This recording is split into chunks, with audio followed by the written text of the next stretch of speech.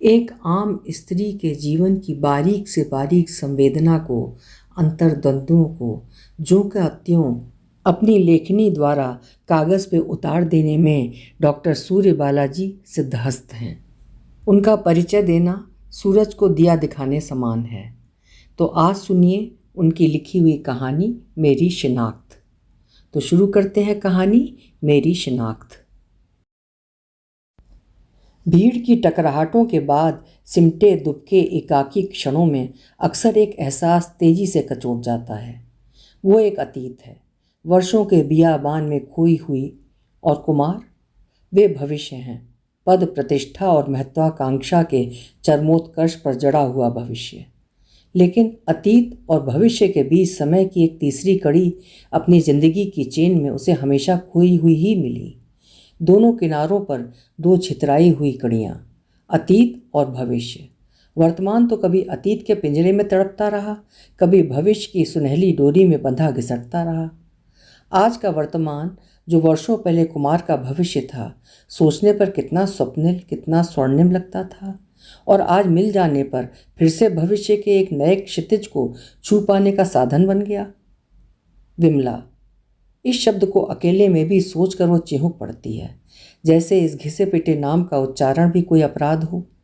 विमला एक नाम, एक रूप, एक गंध ही नहीं, अतीत के अंतराल में देखते देखते चुन दी गई एक पूरी हंसती खेलती शर्माती खींचती उन्मुक्त लड़की। उसकी भौहें खूब घनी थीं, आंखें संकोची, बाल बेहिसाब लंबे लहराते हुए, होंठ एक नटखटी मुस्कान से स्पंदित। यह सब कुछ उसका अपना था, उसकी अपनी निधि, अतीत की निधि। हाँ, वो एक अतीत थी।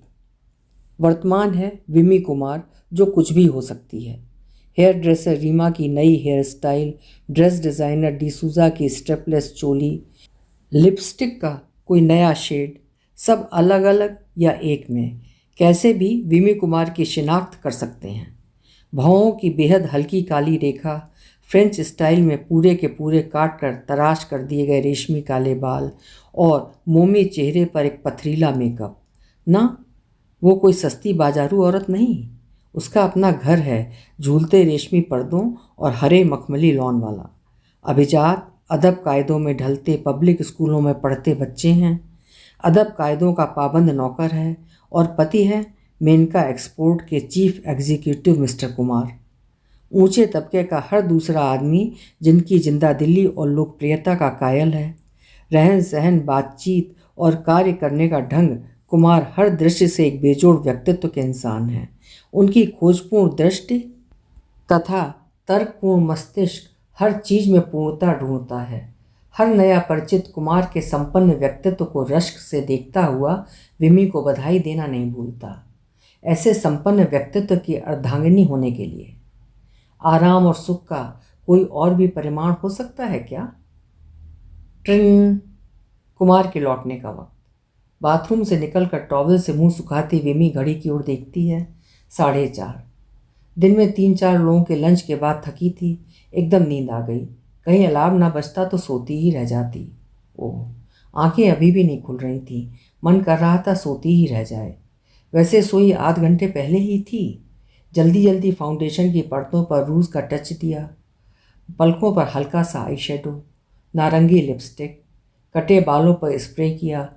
कुमार को हमेशा तरोताज़ा व्यक्तित्व ही पसंद है, और ऑफिस से अकेले कहाँ लौटते हैं, कोई ना कोई बड़ी हस्ती। केशी को बोलना होगा, कल शाम वाले साहबों में से कोई आज भी हो तो कल के स्नैक्स दोबारा न रख दे। वैसे भूलें वही करती है। केशी इन मामलों में उससे ज़्यादा ही स्मार्ट हो चला है। जैसे लोग होते हैं वैसी ही क्रॉकरी, वैसा ही नाश्ता पहुंचाता है लोगों के सामने। सचमुच कभी कभी तो वो केशी को हैरानी और ईर्ष्या भरी नज़रों से देखती रह जाती है। 5 साल पहले के पैबंद लगे चीथड़ों और मिचमिची आंखों वाले केशोराम और आज के गर्दन तक झूलते बालों और साफ शर्ट पैंट वाले मौट छैला बने केशी के वर्तमान और अतीत में कोई भी तालमेल वो नहीं बिठा पाती। तोते की तरह हर वाक्य के आखिर में थैंक यू और सॉरी सर रट लेने वाले केशी की छुपी प्रतिभा को कुमार ने ही पहचाना था। ये कभी भाग कर नहीं जाएगा। खुद हाथ में ट्रे लेकर कुमार ने उसे कायदे से सर्व करना सिखाया था। नया नामकरण केशी भी कुमार की ही देन थी, और अब तो सुदूर बिहार के किसी जर्जर गांव में दम तोड़ते बाप को मनी ऑर्डर करते समय फॉर्म पर दस्तखत भी मारता तो केशी का। विमी ने एक बार मुस्कुरा कर कहा, अरे ब्रैकेट में तो पूरा नाम लिख दिया कर, तेरा बाप क्या जाने तू उसका बेटा है या कोई और। फिक्र नहीं करो साहब, दुनिया को पैसा चाहिए, बेटा बेटी नहीं मेम साहब।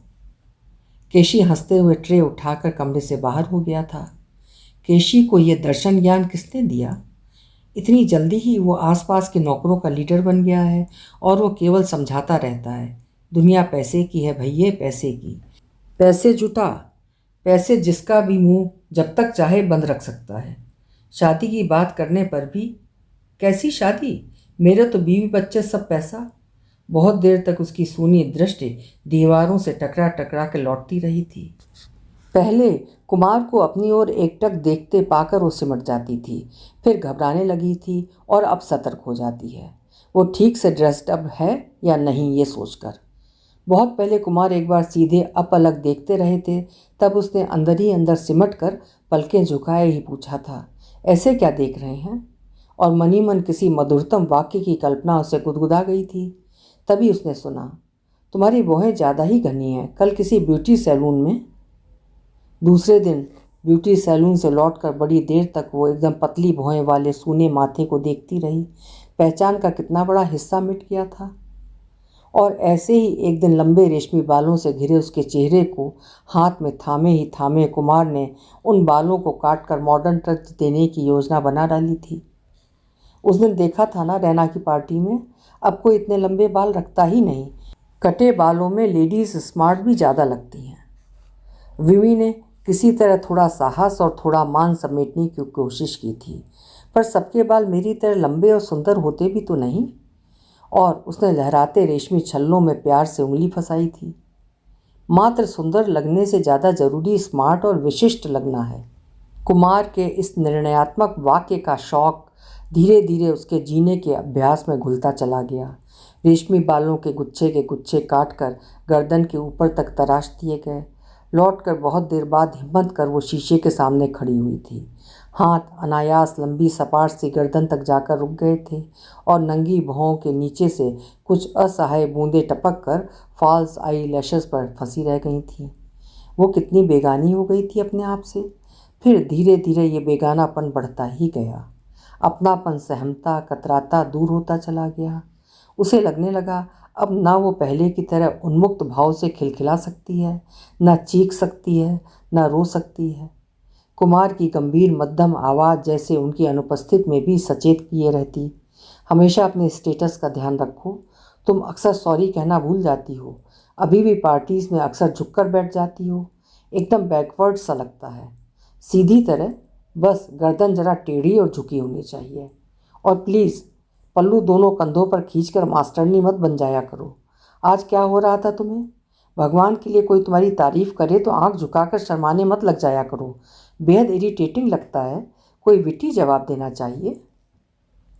एक दिन कुछ देर सोचते रहने के बाद कुमार ने लिस्ट बनाई थी और शाम को उसके लिए ढेर सी किताबें लेकर लौटे थे। विमी की आंखों में प्रश्न खिंचा था। कुमार ने गर्व से बताया था जिंदगी में कामयाब होने के नुस्खे। वो दोनों बाहें उसके कंधों पर टिकाकर मुस्कुराई थी। पर मेरी कामयाबी तो मुझे कब की मिल चुकी है, तुम्हें पाकर मेरे लिए अब कुछ पाने को रहा ही कहाँ है। कुमार साथ देने के लिए मुस्कुराए थे, फिर गंभीर होकर बोले थे, पर मेरी कामयाबी की मंजिल अभी बहुत ऊंची है विमी। कल्पना करो और भी बड़ा घर, इम्पोर्टेड कार, शोफर, साल में 2 वर्ल्ड टूर। उसकी बाहें नीचे झूल आई थीं और वो आज्ञाकारी भाव से कुमार के कहे मुताबिक कल्पना करने की कोशिश करने लगी थी। कैसा रहा सब कुछ? वंडरफुल। आज तुम्हारी ब्रोकेट वाली मैक्सी ने कमाल कर दिया। It was dashing. सबकी निगाहें इधर उधर से उसी पर टिक जाती थी। मैंने कहा था ना आज यही मैक्सी पहनो। वो मुस्कुराई सतर्क होकर कि कहीं कुमार टोक न दें। ऐसे नहीं, इस तरह मुस्कुराना चाहिए। लेकिन कुमार अपनी रॉ में बोलते जा रहे थे। सोचो तुम वो सीढ़ी सी कतान सिल्क की साड़ी पहनने जा रही थी, पिट जाती तुम मिसेस वाडिया और मिसेस परेरा से। और एक पुरानी गलती तुमने फिर दोहराई। मिसेस हडसन जब मेरी तारीफ कर रही थी, तुम्हें फ़ौरन मिस्टर हडसन पर आ जाना चाहिए था, लेकिन तुम सिली सी मेरी तारीफ सुने गई। अरे ये फ़ॉरेन लेडीज़ भी भापती हैं कि कौन कितना पॉलिश्ड है। नेवर माइंड, सीख जाओगी। वैसे भी आज मैंने जितना सोचा था उतना कुछ हो ना सका। हडसन से कुछ नए कॉन्ट्रैक्ट्स लेना चाहता था, पर वो बास्टर्ड परेरा पूरे समय जोक की तरह चिपटा रहा, शेमलेस। पार्टी मैंने दी थी और वो मुझसे बढ़कर हडसन की वही मिजाज पुरसी करता रहा। अगली बार बस कुछ सेलेक्टेड फ़ायदेमंद लोगों को ही बुलाऊंगा। कुमार के माथे पर पड़ी सिलवटें अगली पार्टी की योजना में व्यस्त हो गईं, और ब्रोकेट की मैक्सी वार्डरोब में टांगती विमी उस कतान सिल्क की साड़ी को देखती रही जो कुमार ने उसे शादी की दूसरी एनिवर्सरी पर उपहार दी थी। आज भी उसकी शादी की सालगिरह थी। कुमार के शब्दों में, इतनी बड़ी पार्टी देकर सेलिब्रेट तो कर रहा हूँ, एक खूबसूरत पेंडेंट भी लाए थे।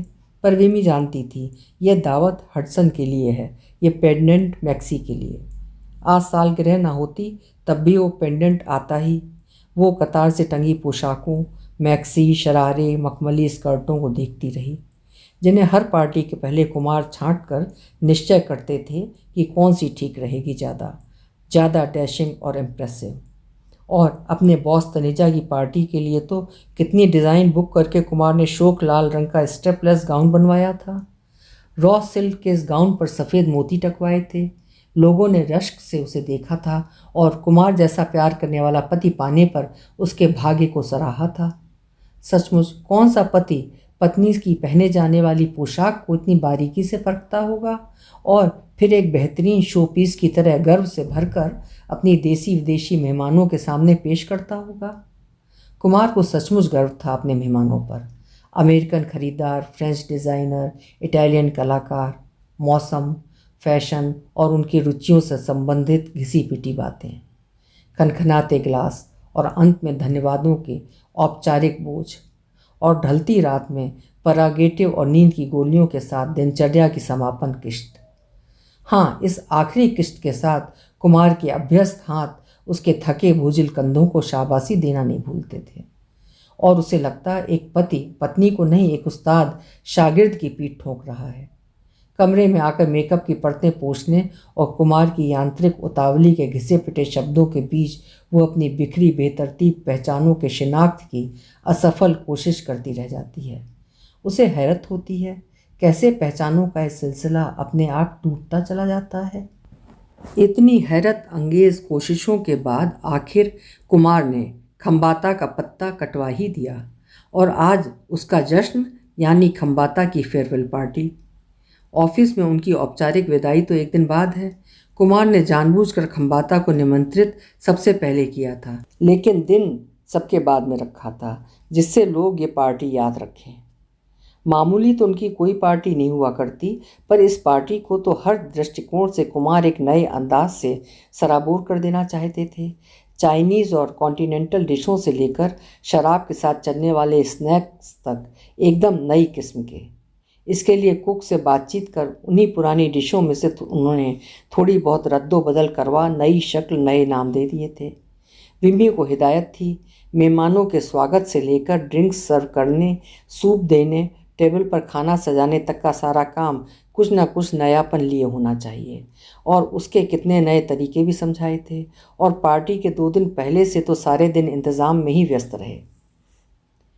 गेट से आखिरी मेहमान की कार गुजरी तो उसके थके लस्त शरीर ने राहत की सांस ली, और शायद फुर्सत पाने की उम्मीद से ही कूल्हे में लगा इंजेक्शन का दर्द बुरी तरह टीस उठा था।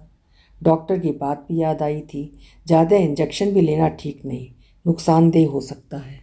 घिसटते कदमों से वो स्टडी तक आई। कुमार पेन पैड लिए लिखने की कुछ तैयारी करने लगे। उसे आया देख के उन्होंने उसी अभ्यस्त गर्मजोशी से कंधे थपथपाए तो दर्द से सूजी हुई जगह करक उठी। क्या हुआ? ज़्यादा थक गई? जाओ आराम कर लो अब। नहीं, ब्लड प्रेशर बहुत लो हो गया है, सुबह चक्कर आने लगे तो इंजेक्शन लेना पड़ा।